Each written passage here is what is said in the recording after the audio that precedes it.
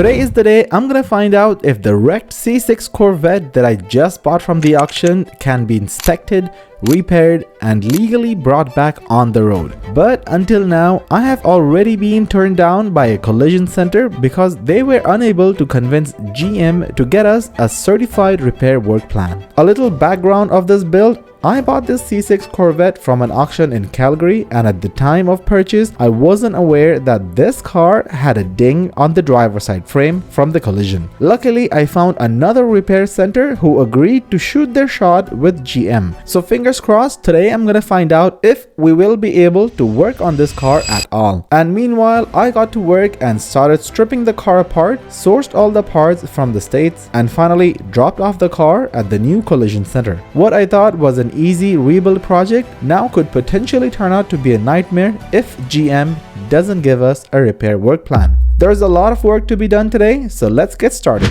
Check this out. It is a few days later and the dent on the frame is finally removed, and the driver's side rocker panel as well as the door is also installed and aligned properly. I couldn't do it myself due to regulations here in my province, so for what it's worth, I am really happy that I will now be able to complete the car and bring it back to the street after another final inspection. Look at that. The window motors work properly, and the side rear view mirror also is fully functional. So now let's head back home and finish the remaining build.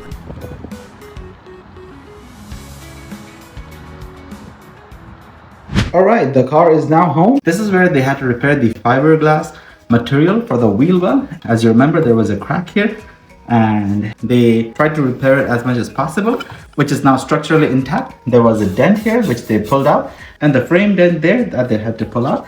And here I have to install the windshield washer reservoir. The windshield washer reservoir is pretty much easy to install. There are only 3 bolts that needs to be aligned and tightened, and just 2 connectors that goes along with it. Once I'm done with that, I can then align my hood back and install it properly. And it took me a couple of iterations to get the hood aligned perfectly, but once I was done with that, I can now move on to fix the new fender. Everything in this car is literally bolt on. So once I aligned them, I was able to put them all together. Easy peasy. It seems like my front tire is also deflated, so let me take care of that using my portable tire inflator.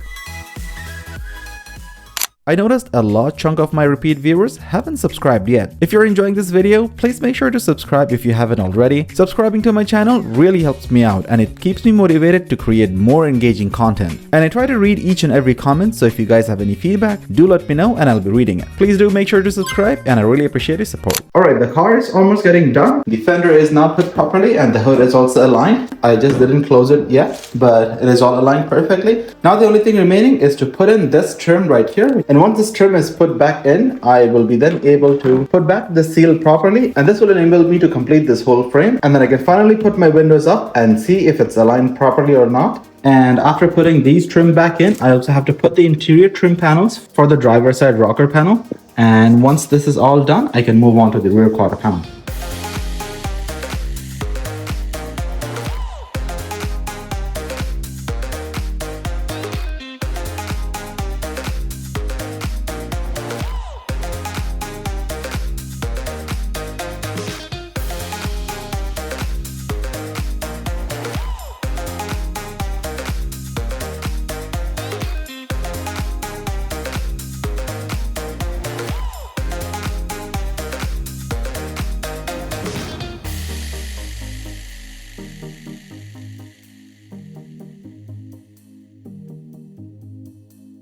And there you go. The door closes properly. Alright, let's test the window. If I open the car, the window should slide down a bit so that it opens from the seal. There you go. It's slided down. And it slides back up. So now I can move on to the rear quarter panel.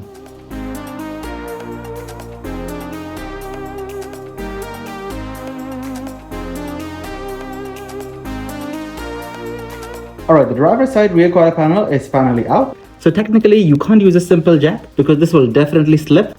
Steel frame right here. So for this, I had to purchase a special rubber tool from Amazon. I'm gonna put a link in the description if you guys are interested.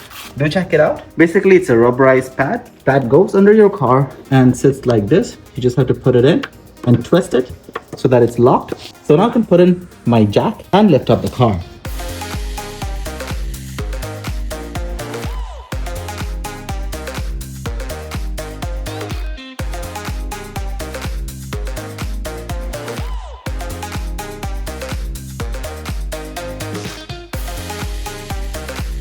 Alright, the car is finally done. All the body work is completed. Everything is seamless. The body line and gaps are all perfect. There is a bit of a gap here, and this door was actually fixed by the repair shop. I'm gonna have to loosen up the bolt of the hinges and pull up the door a bit towards myself so that this gap is filled. And I already have an appointment booked for the windshield, so the windshield will be replaced by a professional, and after that the car will be ready for inspection. The only thing that is not color matched in the car is this side view mirror. So that is in my to-do list, to paint match the driver's side looking mirror to the body of the car. All right, I haven't turned on the car in a while, so I'm going to go ahead and turn on the car right now and see if it's giving us any code.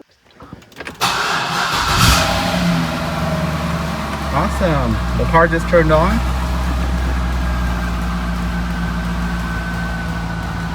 Everything seems normal except for the tire pressure. The car obviously needs a deep clean. The window works properly and the mirror works properly too. The car has finally come together and it sounds amazing. My C6 Corvette is almost done. Now it's time to finally give the car a quick wash before I send it off to get its windshield replaced. This is my first time seeing the car this clean since I purchased it, and it makes the car look really good. I'll probably take the car for a 2-stage polish and detailing later in the summer. Alright, early worms gets the worms.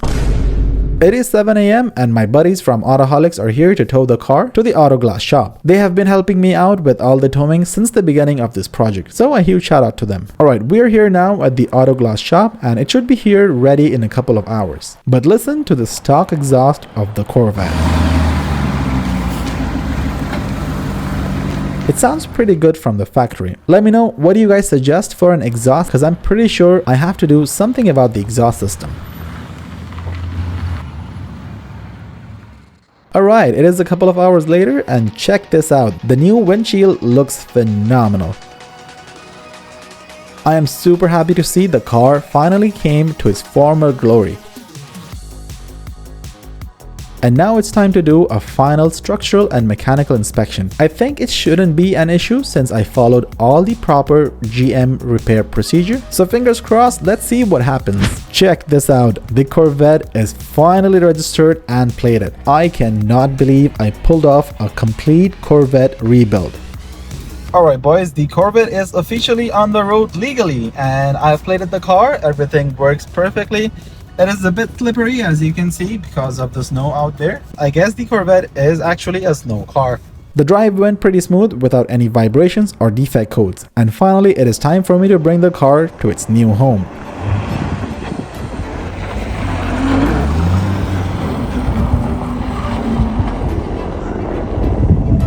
What started as a completely totaled C6 Corvette, rejected by GM initially to release the repair procedure, with its new parts flying in from Washington to Canada, ended up becoming a masterpiece in my collection. Now I can happily say that I know a thing or two about rebuilding cars. It was my childhood dream to own a Corvette, and today I finally built one. There are lots of upgrades that I have in the pipeline in the coming few weeks before summer, including maybe a wide body kit, exhaust system, and I also plan to put this Corvette on a dyno. If you haven't already, please make sure to subscribe, like and comment your thoughts, and let me know if you own a Corvette, what are the first mods I need to seriously look at. Thank you all for watching. I really appreciate your support. Until next time, I'll see you on the next one.